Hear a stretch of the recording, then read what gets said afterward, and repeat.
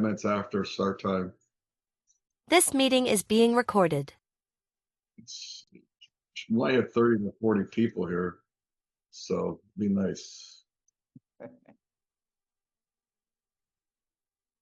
How's it going? Hello. Good. Doing great.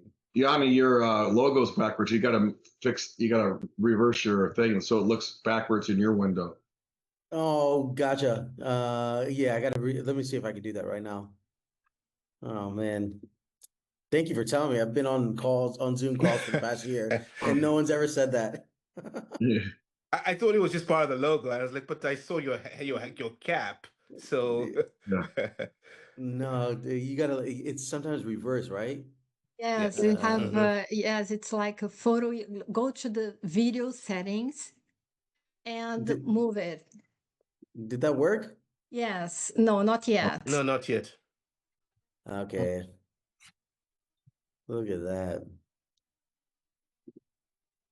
And then I'd also recommend, if you look at your name on the square, put like your name and then / I do this or what your company is, because if there's time for people to be looking at your video, yeah, so you might as well have it something like Michael Falato / Full Throttle, right? Like absolutely. Otherwise, you don't know what Michael Falato is unless I say it. But definitely put your information in the chat. Put your first, last, title, what you do, and your LinkedIn. I put my signature file in there, and then at the end of the call, you can save that text. At least if you want to network with folks after this, this is a cohort to basically learn trade tips, tactics, strategies. We've been talking a lot about AI today. So the whole idea is just what did you learn over the last six months that you were like, okay, that worked, or that didn't work? So Munya and I, who are hosting this, will start off with some ideas of what to do and what's working and what's not, and some learnings. But this is not a sales pitch roundtable. This is not bloviate for 5 minutes. Keep questions or answers kind of concise, so we can all kind of focus in on what's working and what's not, and kind of let people ask questions, right, of that response.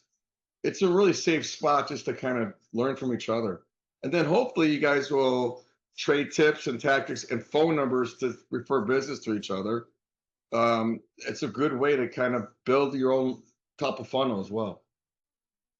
You still haven't figured it out, Yanni, huh? No, I'm going to do it after this call. I don't want to. If I'm not going to be fumbling with go settings. To just so I can't handle it. Go to adjust back settings. Okay. And then let's see. I'm going to figure this out for you. Video settings. There it is. Yeah, video settings, and then you'll see mirror my video. See, watch. Yes, mirror. Yes. See how mine's backwards now? See. It looks good from my side. Yeah. No, I just fixed it again, but yeah. Oh. All right. I think we got all the note takers out. Right now we got like 32 people, which is a good number. And then I'm gonna put my information in the chat as well. I also host a roundtable around CROs and founders that I do twice a month.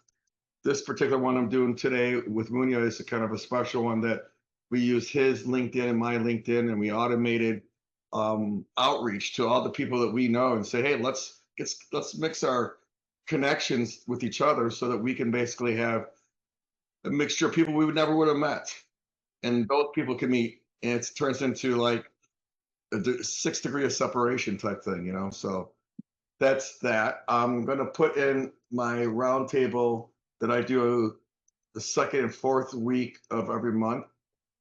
It's on U.S. time of 11 a.m. on second and fourth Tuesdays. So if you want to join that, great. But so we'll get started here. I'm Michael Falato. I'm in Orlando. I basically do lead gen automation as a business. So I do a service, and I automate LinkedIn outreach, email outreach, and I do roundtable masterminds, events, and stuff like that. So people can basically learn other instead of selling, and then you basically figure out. It's kind of like a mini discovery call by doing that. So that's kind of why I did this for me personally, but I also help companies do that. Munya and I are going to be talking about AI and agents and different tools that you use, what works and what doesn't. And he obviously specializes in helping companies internationally. So Munya, why don't you go ahead and introduce yourself and tell us why you wanted to do this with Michael Falato. Thank you so much, and really appreciate everyone who's been able to make this this session. One thing that was clear to me is, so I've been on LinkedIn for the past 7 or 8 years, and I probably now have about 50,000 followers who actively follow my content. And I start to think about the fact that how do we bring people together in a safe space just to exchange ideas. As Michael said, this is not a sales pitch. This is really about getting people together. You can find that, if someone is going through the same kind of challenges you're going through, best practices, this is a good way to do it. More interesting for me is that I live in Zimbabwe. So I'm 8,000 miles away from the US. And so we've become really much of a global ecosystem. The one statistic for me that I just want to share with you, and which is why I think it's really relevant when it comes to AI, is that 1 in 5 of us will be from Africa in the next 20 years, right? Let me repeat that again. 1 in 5 of us will be from the continent of Africa in the next 20 years, which means that if businesses are not focused or looking at Africa and looking at the opportunities that are in that space, it's something just to really think about. And with that comes the advent of AI and all of the rapid changes that are happening. I'll be honest, from my perspective, it is pretty scary.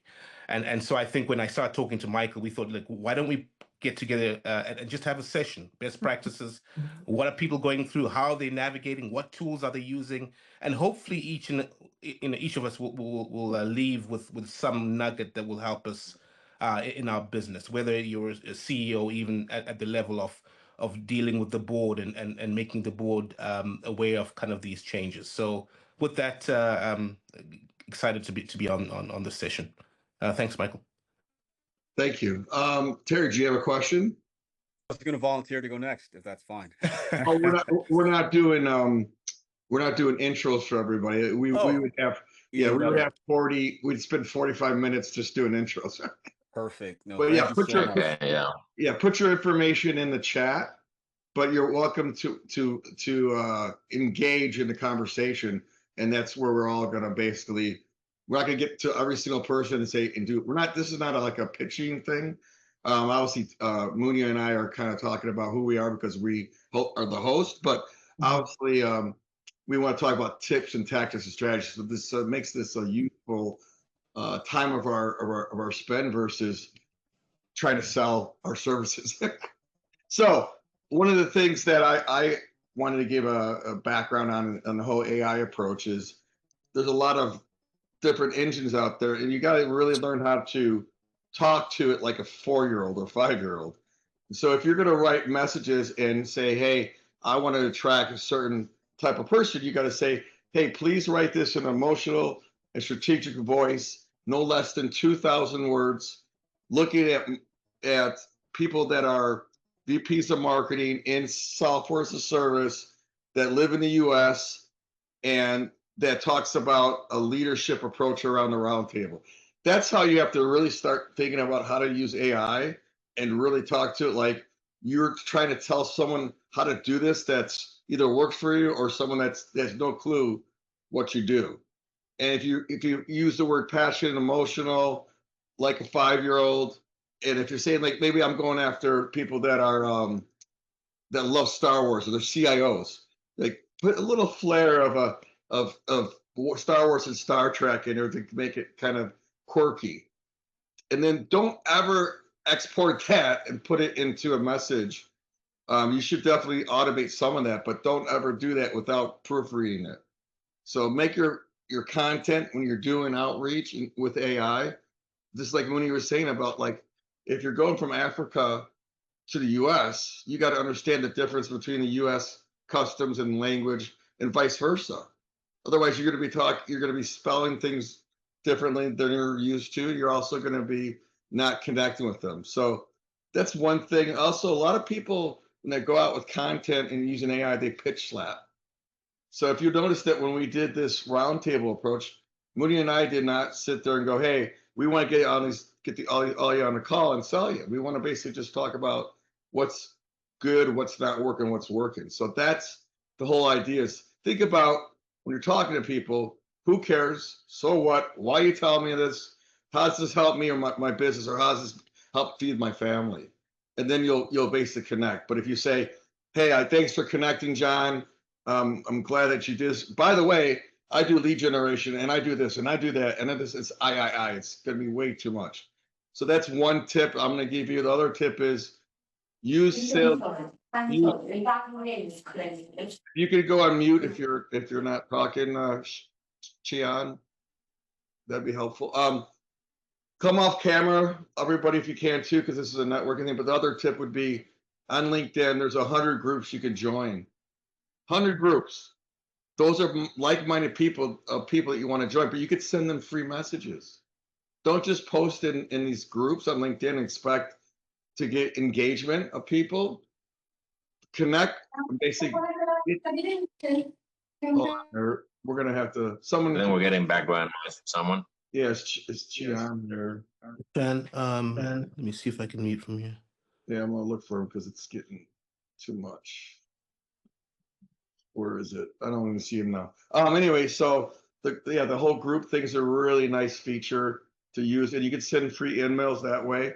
And the third tip I would give you guys is look at other events on LinkedIn and conferences, and get the speakers, the exhibitors, the people that you might want to chat with, and take that and go, okay, they're spending money to go to a conference, and they're going to a conference that I would go to. Why wouldn't I send them a message and basically get them to talk with me about best practices or something like that? So those are like 3 tips, just to kind of fish where people fish, or figure out how to get better conversations going without just having conversations to network. Is there any questions on that before I get other people to raise hands about tips and tactics that they like, or strategies, something you've won, something you've lost? Some AI tool that you might be using? That's what we want to do, is just basically trade things like I just did. So any questions on what I shared? No, but I'll be talking to you afterwards. Okay. So is that Evelyn? Is that your name? It's Evelyn, Evelyn. when it's a guy. Yeah. I know that a lot of people. So where are you based? I'm in DC right now, but I have my tentacles across the continent. So we're heavily in Nigeria now, where we're implementing across 8 states. 8 states. We're in Sierra Leone. Yeah, we're in Sierra Leone. We're in Liberia. We're in South Africa, and Congo DRC, and India as well. But DC is home. Well, home away from home. DC to Washington, DC, or BC or yeah, DC? Washington DC. Okay. Washington DC. Yeah. And then you work out a little bit, right? Yeah, a little bit. And travel a whole lot. Yeah. So what's the thing in the last 6 months that you saw, like a tool or tactic, something you've won or something that you've lost? You're like in a deal, or I mean, what do you guys mostly do? Like, how do you help people?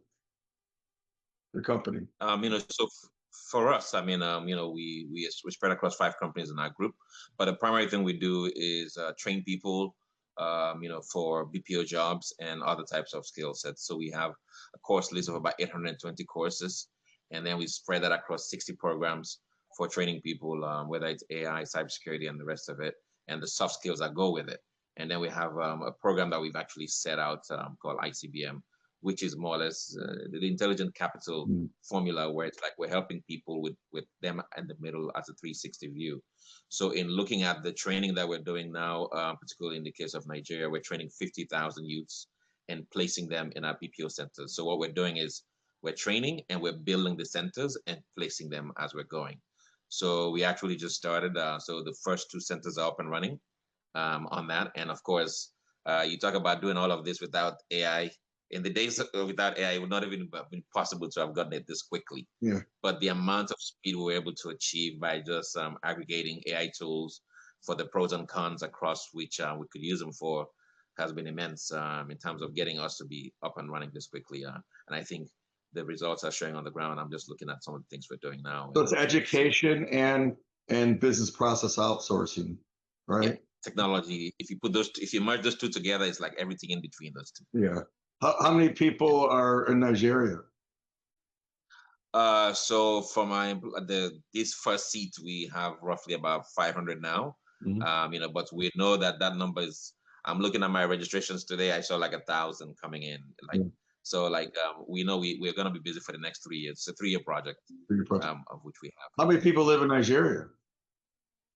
Oof, over 250 million. Wow. Yeah. Yeah. So awesome. That's huge. Terry, you got a question, Terry? Just want to chime in and say an interesting tip or something I learned. My Wi-Fi is kind of acting up. I'm in an area in Maryland that's kind of new, so it's choppy. So hopefully you can hear me clearly.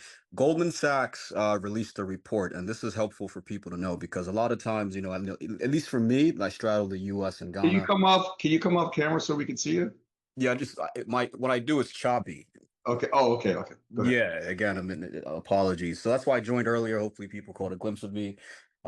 See, I'm not AI, I'm a real person. So with respect to just Nigeria, what you said, Evelyn, it's really interesting because the Goldman Sachs has a report. I'll try and find it and share it. But for me, who's stateside, talking to a lot of people where, South Africa and the US are very similar, where people don't leave or travel. So not saying people are ignorant, they just don't know. And so one thing Goldman did that is helpful is the study shows that, or their projections is by 2075, which sounds so far away, right? But if you think about Y2K, remember that? That's 25 years ago. So over the next 50 years, Nigeria's economy is going to be the number 5 economy in the entire world, ahead of the UK, Japan, and Germany. So when you think about what you're doing, Evelyn, it's really helpful to, I think, give people context, because even the question I was just asked, how many people in Nigeria? I would lead with, this is going to be, and people know Goldman Sachs, right?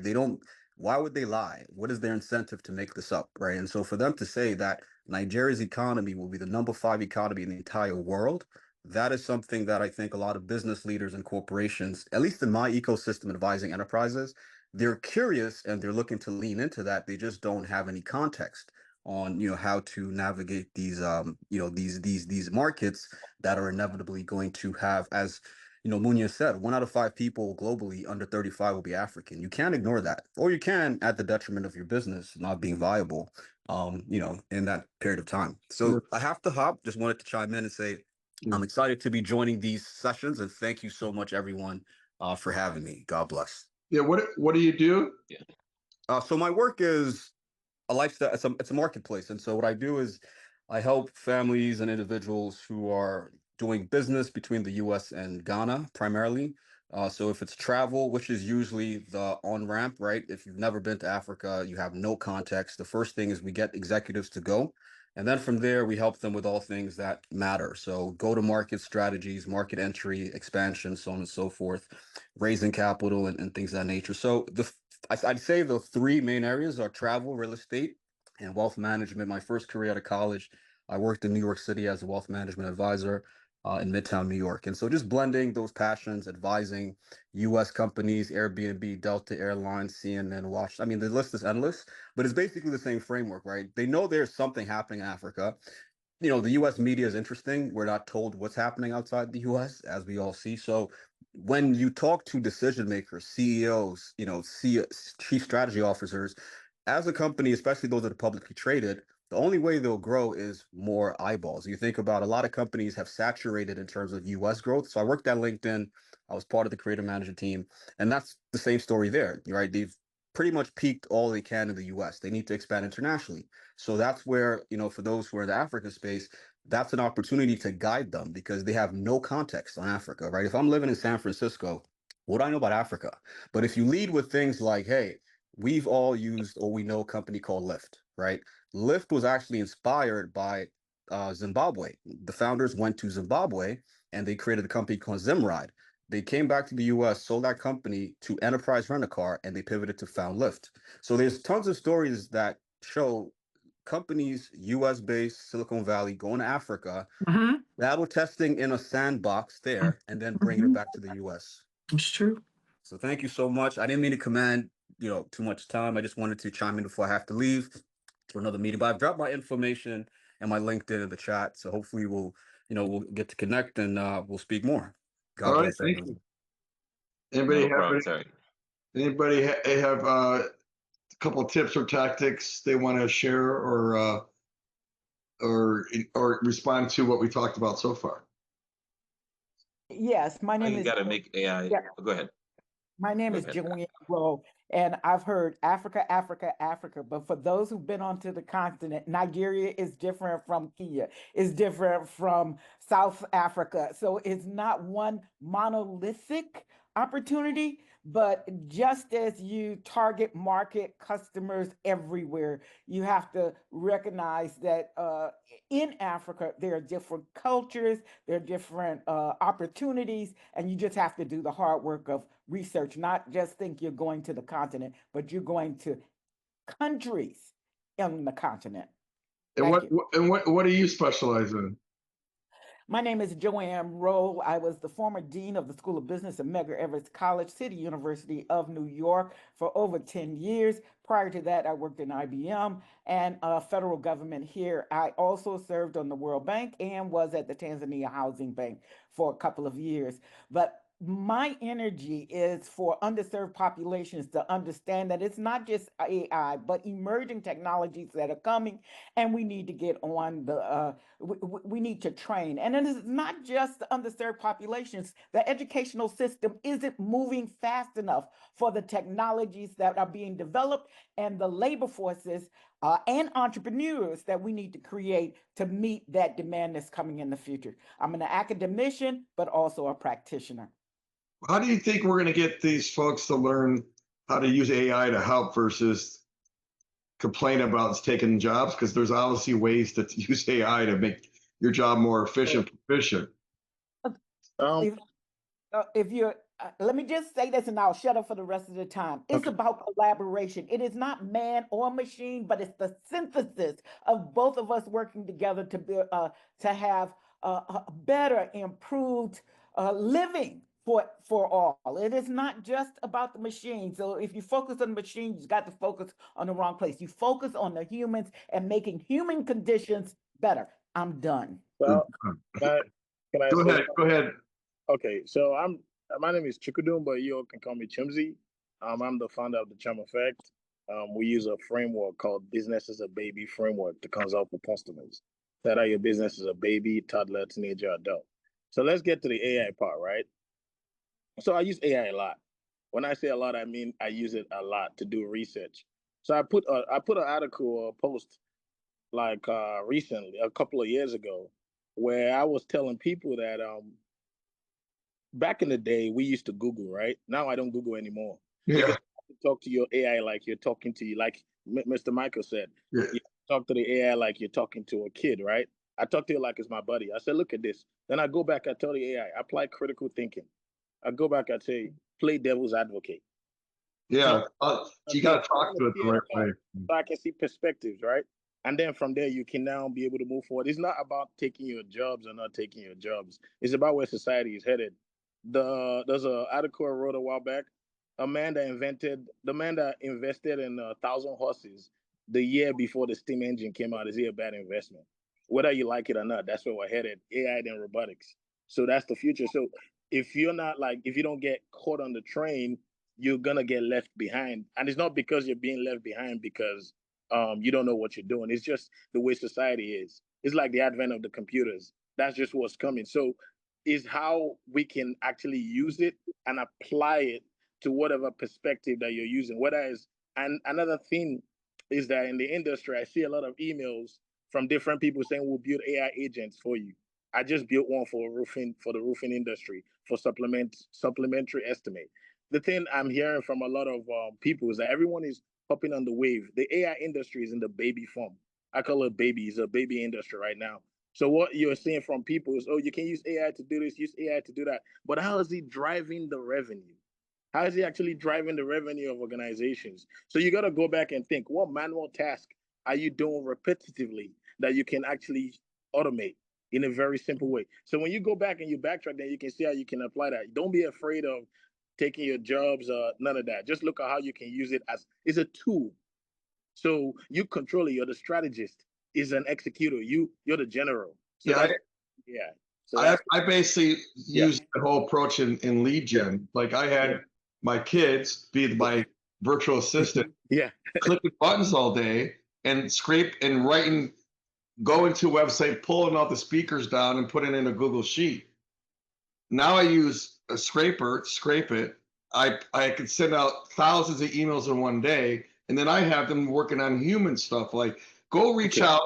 They responded back. Now business date them versus click buttons all day. So be a little more strategic in what you're doing, and you're going to learn a trait of how to communicate with people versus being someone that presses buttons all day. So you're hitting it right on the head. On the ChatGPT stuff, you got to load up documents too. Like load up. You look at this website. Look, here's their 10K. Pull stuff from that. It's just you got to know how to learn. You got to really learn how to talk to the. I'll give you an example, Michael. When I do market research, because as a PM, I'm also a product manager. When I want to do research, I go on Reddit and I read, because Reddit is the most raw form. What's it called? Reddit. You know Reddit. Reddit. Oh, Reddit. Yeah, Reddit is the rawest form of what people are actually feeling. I screenshot all those what people are saying. I take out the bucket and I put it inside my AI and I say, tell me what the pain points are. I'll still find that information. It could probably take me like a day or two. But with AI, I'm done synthesizing all that data that I'm doing research with. Are you screenshotting or are you copy and pasting? I just screenshot it. I screenshotted it because on ChatGPT it pulls the text from the. Yeah, we'll pull everything and I tell, well, what are they talking about? What are they feeling? Right? Because I can still do it. Normally that would take me like a week to do, but now I'm doing it in like 5 minutes. And then I use Fireflies to record my meetings with clients. Yeah, that's what I have. Then I love upload it. Fireflies. Is awesome. I don't have my Fireflies. Yeah, I'm mad. I have it on. Yes. You know what it also does is the unstructured data that I pull from websites. I'm like, hey, take all these data that's all scrambled up and put it in a CSV file and just give me first name, last name, and title and company. Then I ingest it into an engine, and then I basically say, I see that you're attending.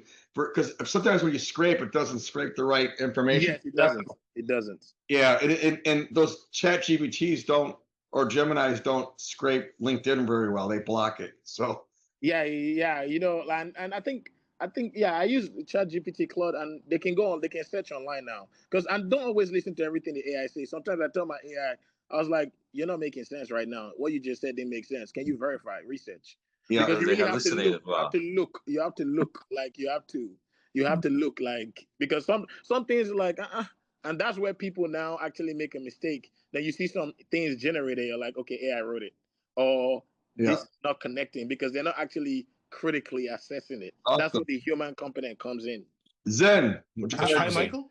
A real quick one for me. Sorry, I wanted to just check. As Sunny had mentioned that you're in the U.S. renters market, $1.6 billion of failed rental applications.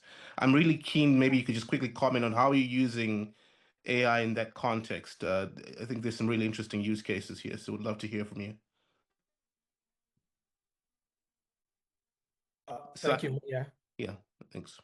Yeah, all right. My name is Shio. I'm the co-founder and CEO of Kabo, right? Kabo is a Nigerian language. It's Yoruba. It means welcome, right? So we're welcoming people to their homes. Yes, the AI element. So what we're doing first is creating new data points that allows you as a landlord to be able to verify renters instantly, powered by digital ID, so that you don't have to rely on traditional credit scores, right? Today, almost every landlord in the US relies on credit scores to verify whether you can pay rent or not, right? But we believe that credit score is not the ultimate predictor of your ability to pay rent, especially when you're trying to rebuild your life coming off the back of a bad credit score, right? It doesn't give you a chance. So what we've done is to create new data points to look at your industry where you work. Say, for instance, you're an Uber driver in San Francisco. Waymo is piloting driverless taxis, same as Uber, right? What that means is that it's going to reduce your income as an Uber driver. So our tool is able to predict and tell the landlord that based off of Sean's projected income over the next 6 months, chances are that he might struggle with his rent He's got 2 kids. This is the cost of inflation. So what we've done is to create a new way to verify tenants as opposed to using traditional methods to screen tenant. And these allow you as a renter to instantly match with a landlord on our platform, off of the back of the way it's done traditionally to the way you have to. Is there any disc like personality? Is that legal, and or is there any type of psychological, emotional ability to pay that you could use, like they do in you do disc to get a job? And if you're a landlord, you might want to have a stable person in your place. Because I used to buy homes in Texas and rent them out, and some of the folks that rented places, I wanted to murder them because they were breaking stuff and they were just not good tenants. So I always want to make sure that what you're saying sounds very interesting, but how could you even take it from what type of career they're in, but also emotionally, psychology, and personality? Or is that even legal in that space? I don't know. I mean, it's funny that you mentioned that. So on our roadmap, we've got an AI facial recognition lie detector tool that allows you to predict during conversation if the landlord or the tenant is being truthful over a video call, right? But it's in trial mode, right? So we're going to trial it, but of the conversation we've been having with property managers and landlords, that's awesome. Have a tool like that. But again, it's in trial mode. So gradually, this is what we're hoping to evolve into, where renting can happen just like you booking on Airbnb, because now, just like you said, you can trust them based off of the result that our AI provides. Are you going to use this across other industries versus just rental? Because it sounds like this can be used for Airbnb, like you said, Airbnb or job applications, anything else. If it's successful, the way we're doing it, we can spin it off as a standalone so that it can be used in other industries. But now we're just piloting in real estate. Awesome. Just a quick one on that, because we in the breakdown of how we do our admissions right now, because going through 50,000 applications is a lot for us. So we have a tool that we built called a digital counselor that was actually built part of the DISC model, but also with a professional psychologist and team that we actually used. Because what we wanted to do was to find ways to shortlist candidates using some agentic means of doing it, but at the same time, doing it responsibly, where we know that part of what we're assessing is to see how to support the students, because there's a lot of trauma that people have gone through, and we're looking for those. And those tools can actually help a lot in at least breaking down some of those numbers for you and helping those students to actually plan their journey in terms of how their learning works. Because unless you do that, you're going to fall down into a huge trap of everyone just getting excited about learning all the growth tools. And then at the same time, you're going to have a very high dropout ratio instead of learning how to support these students in getting to their goals. Just to add to that. So what we've done, even though we're now in the market in the beta phase, we niche down the product to domestic and international students in the US only, because there's good reason for landlords not to ask those type of demography for credit scores, right? So it makes it easy for us to train the AI model to only the data points that the landlords are likely to ask this type of people. So just off of what you're saying, that we had to limit it to something that would work so that it makes acceptance in the market easier for us as well. And then we can scale up from there. I wanted to remind folks that this is kind of a cohort sharing ideas, and if you can't come on camera, because everybody's putting their time in to kind of share ideas and tips and tactics. So I want as many people as we can in this hour to share tips and tactics and strategies. And so please come off camera and be ready to share something that you've learned, because it's not the Michael and Munya show today. I think Zen has something. I see him smiling. Zen, what can you share with us that you've seen either, hey, coming into America or going international? What do you do? And give us a couple of tips and tactics and strategies or tools that you've used to help your business. All right, no problem. So I'm Zen, multiple serial entrepreneur. I do a lot in impact sourcing, which is similar to what Evelyn does. I'm also in the energy space, but recently I've been extremely excited about AI. One of the reasons is typically, obviously, I think every entrepreneur here has had a need for somebody, a developer, an accountant, you name it. With AI, you can really just have these people on demand. And I wanted to talk about vibe coding. That is the number one.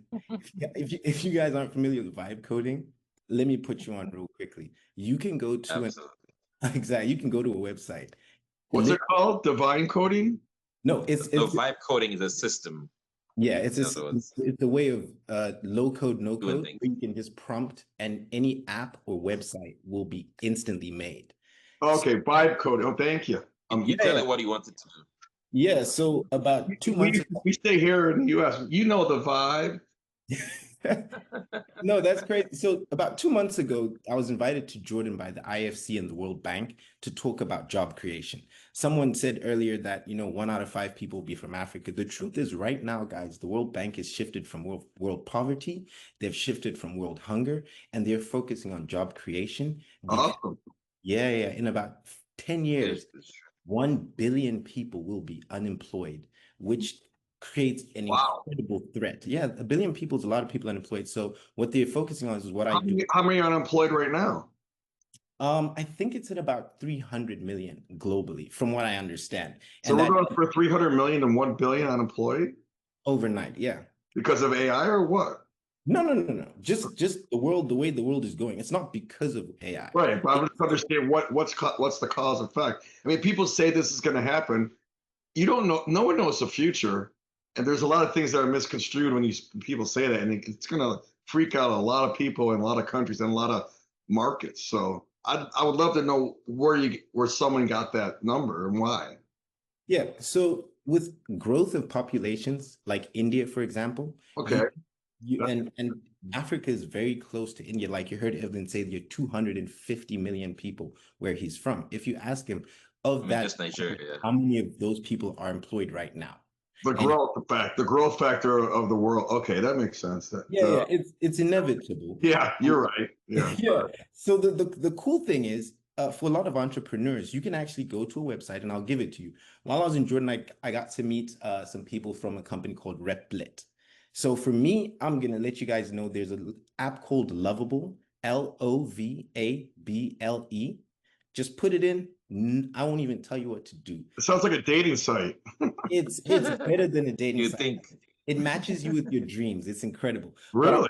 I wanted to put everyone on that. Once you get to Lovable, explore the vibe coding world. You are still going to need a developer at the end of your journey, but from vibe coding, I've created over 15 different websites, 3 functional businesses that generate me revenue today. And it's as easy as if you're a dreamer and you sit there and you think, oh, I wonder if I can make an app that can do X, Y, Z. Put that in there and watch it come to life. And let me just help with that a little bit. I'm sorry, I don't want to monopolize. I'm a geek on the other side. I'm trying to restrain myself when I hear all these other stuff.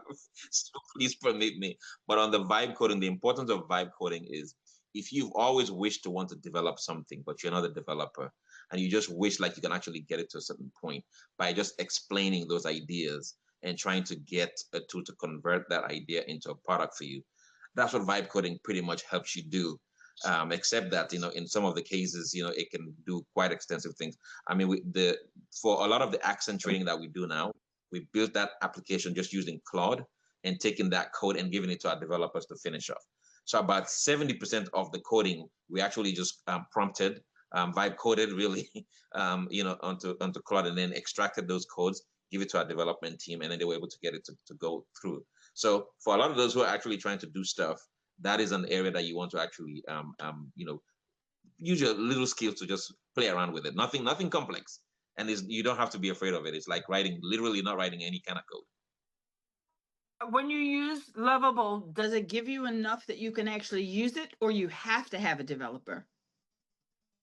That depends on the complexity of your idea. So if you have an idea that requires a payment gateway, and you don't understand how APIs work, that's when you get your complete idea, like Evelyn said, you copy the code, because Lovable or any vibe coding app gives you two views, the front end view and the back end view. Or you just copy and paste that. You call someone like me or Evelyn and you say, hey, Do you have any developers who can complete a project? We'll tell you, of course, well, how much are you trying to spend, et cetera, et cetera. And then it's that quick. But it shouldn't cost you more than a couple of $100 for a developer to help you complete that, because it's all the manual stuff. Yeah, you have the meat of it. I got you. Yeah, exactly. I'd like to talk to some of you afterwards, but I'm And the new visually jobs impaired. that are just created. So I have to ask Michael or Munya to send me the list of people who were on, because I can't have no way to see and read it. Who's speaking, by the way? My name is Tees Ball, Zumbia. Okay, okay, yeah, okay. Yeah. If you go, one quick point there. If you go to Zoom, if you go to Zoom, there's 3 buttons. You can download the chat. Everybody's information is in chat. We definitely don't want 30 people asking, Michael, look, I'm legally blind. I'm just not trying to alienate. Oh, okay. I'm sorry. All right. Yeah, I'll definitely send it to you. I'm very grateful. God bless you. Thank you, sir. You just touched quickly on the number of jobs that are coming on the other side. So now you're talking DevOps folks are going to be extremely important in this phase of vibe coding, right? Because in DevOps, once you've developed that, somebody needs to take that application live for you.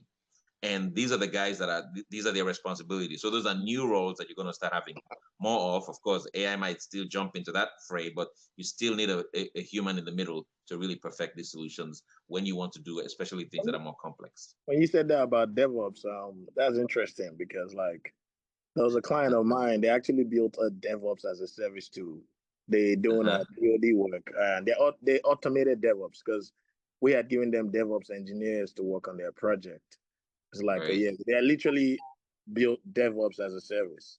So they actually have an you AI need somebody behind that. Automate. I was just like, so when you said that, it's true. What you said is true. Like, it's just interesting. Hey guys, I just tried this Lovable thing. What kind of idea did you put in? I just said spin me up a landing page with full throttle, and it's like been here for 10 minutes. Man, do you know, once you're done with that one, I think you should, it'll be a lot of fun if you challenge someone just to really come up with the craziest idea. I challenged my 13-year-old what kind of business he would start in Mars.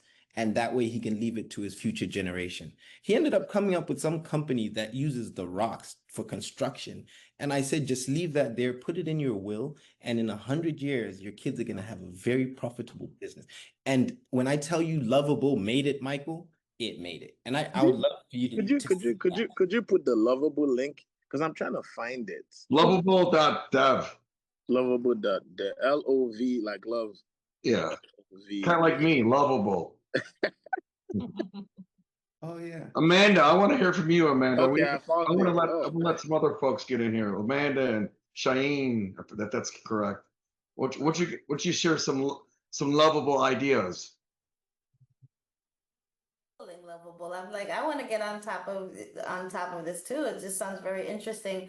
But super pleasure to meet you all. I'm Amanda Esteban Colis. I founded my firm AG Advisors. We actually work on financial inclusion initiatives. So I'm a financial inclusion advocate. And so AI is definitely a conversation that comes up quite often, because not only, I think earlier where someone was speaking to the educational piece, right? We have a large population of individuals that are not even leveraging the tool, but it's also assessing the biases and the ethical aspects of AI, right? The data integrity, right? You know, I was having a conversation with someone on the wealth management side, and we were talking about the AI commercials right now, right? How ethically some of these pictures and graphics around what AI is putting together. It's just something that we need to consider as we, build a lot of these tools and programs around AI. We just need to make sure we have a lot more diversity and folks being included in these conversations. So I'm just glad to be here and kind of listening to see, what else is out there. Awesome. I just got back Lovable. Interesting. It made like a website for me. Oh wow. I didn't say full throttle Falato, which I told to do, but I mean, I like the boxes here. Yeah. And wow, this is cool.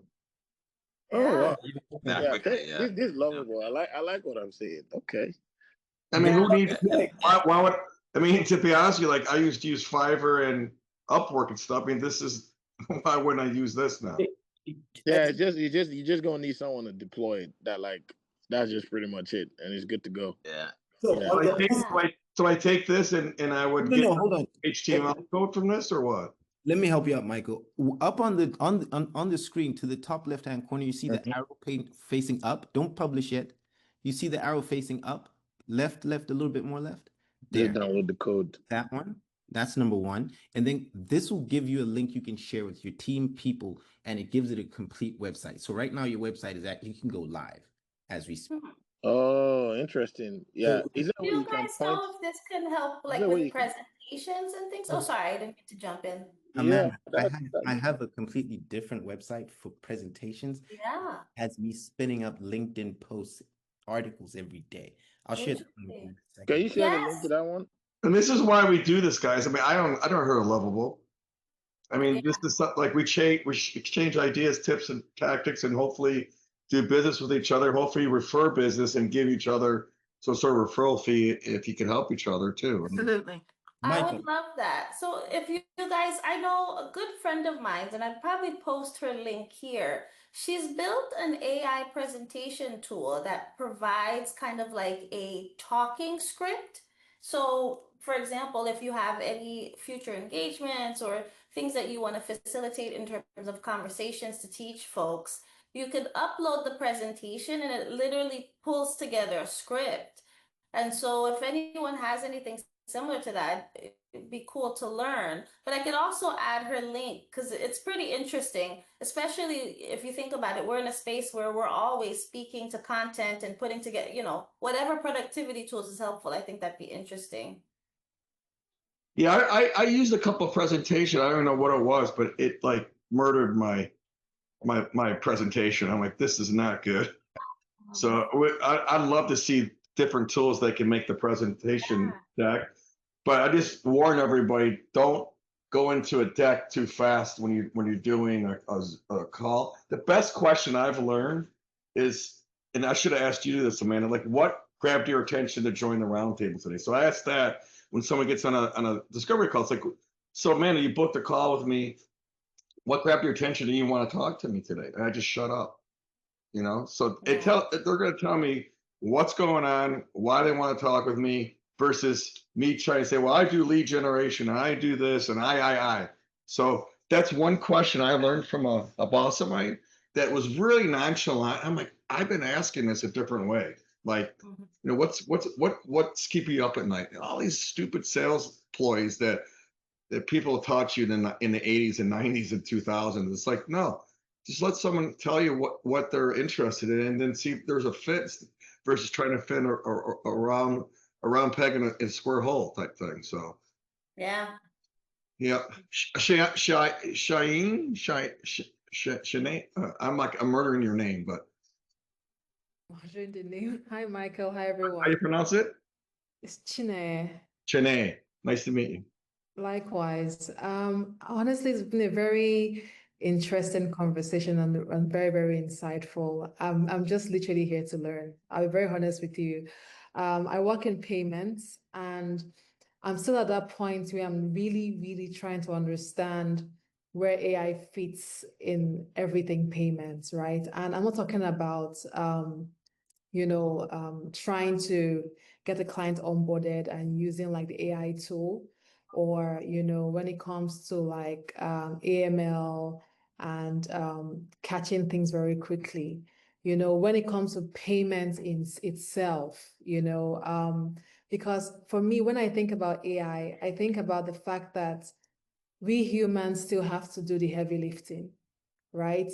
We still have to feed it what it gives to us, and I'm still at that point where I feel like if anyone feeds in jargons, it will bring out jargon as well, and I'm trying to understand how best we can actually control what the AI gives. I have friends that are so into AI that they actually fight with AI like an actual human being. Like, oh no, what you have is wrong. What you just said is, discriminatory. Who told you to add this information? Did I give this to you? and then the AI apologizes, and then they start again like lovers. I'm just like to me, and that's the reason why I've been very quiet. I've been trying to gather as much information because, yes, I know that AI helps make the work easier, by taking out the mundane things and letting you do the actual thinking things that humans should actually do. But at the same time, what happens if the information that the AI picks from is compromised or is not good enough? Where do we draw the line between, what's good and what is correct from what we're actually getting from it? Trust me, AI has actually really helped me. Like, I've been using ChatGPT for the past couple of months, and it's been helping me with some slides. I'm enjoying it, right? But and I've been struggling with the whole thinking thing. It does a lot of thinking these days, right? Which is not bad. But I'm at that point where I just want to understand what happens if the wrong information is given. What happens if we don't give the information, and how do we ensure that the integrity of the information that we're receiving is actually good and adequate?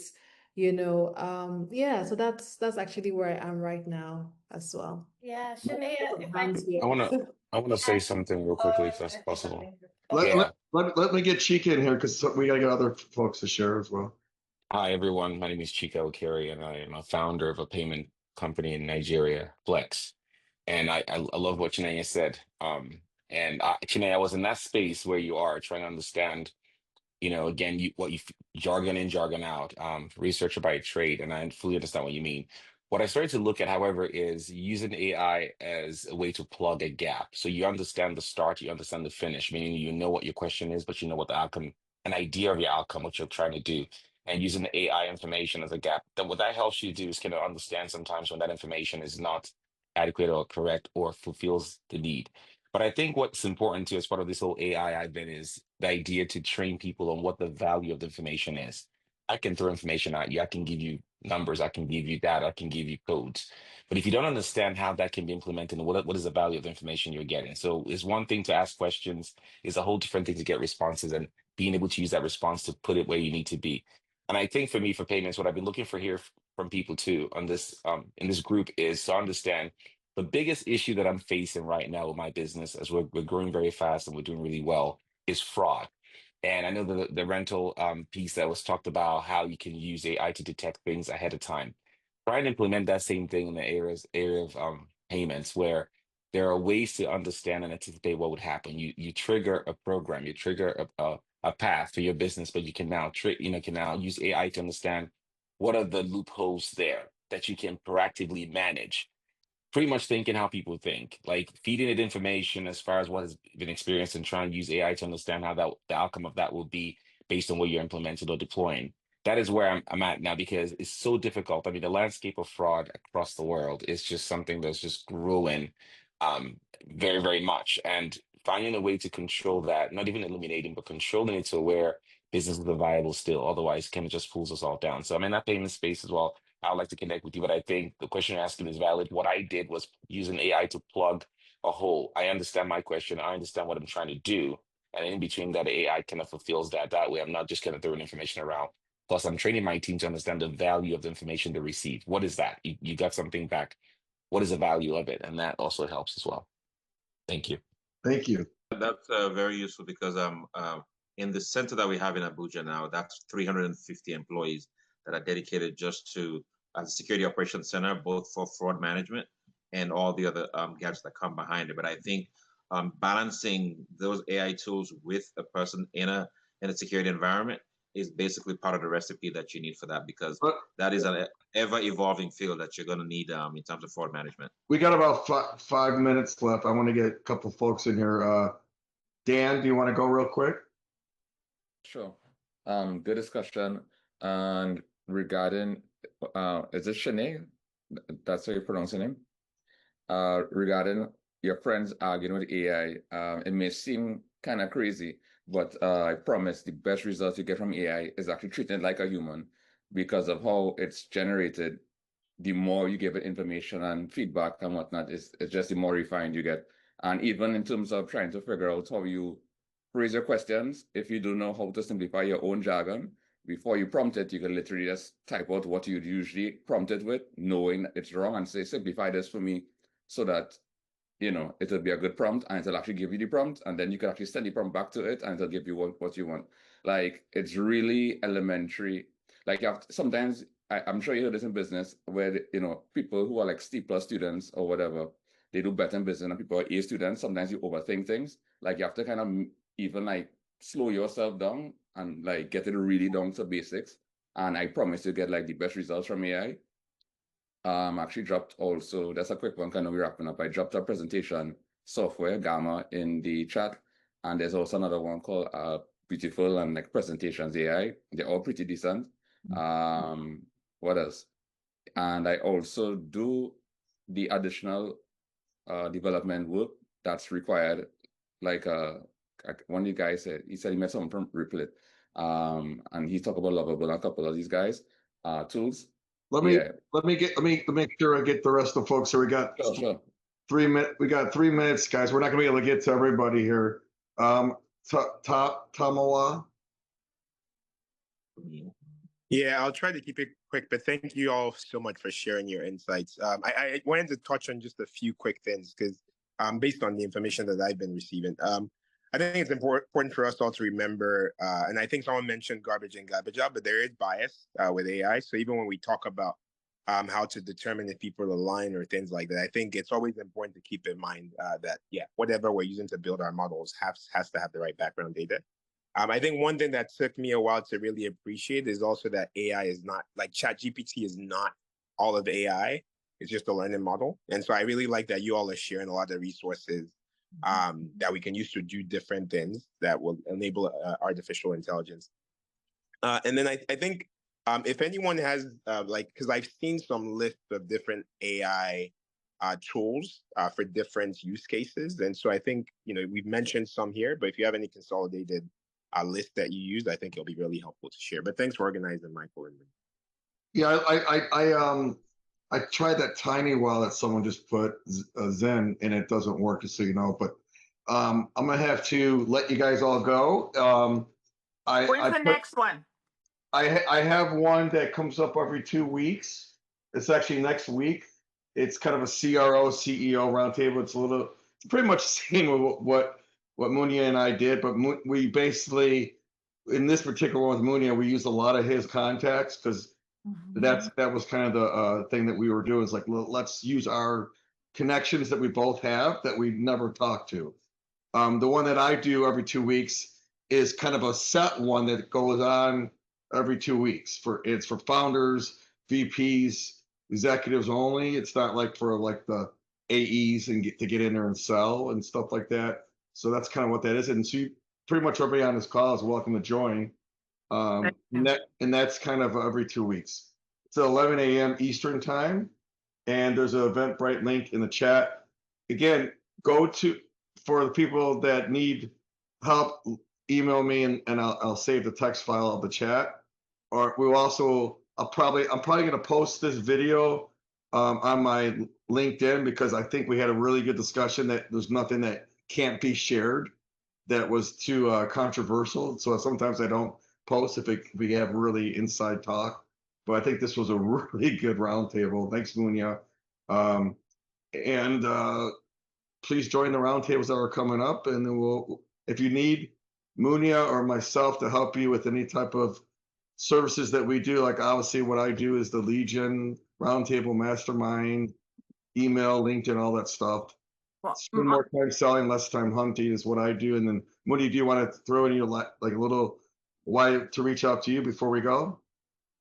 I just want to spread the love. Africa is the future. So anything around Africa, I think AI is critical. So share if anything I can do to help or even put people together, that's what this is all about. So thank you. God bless everybody. Be safe, and take care of your neighbors. Thank you, Munya. Thank you.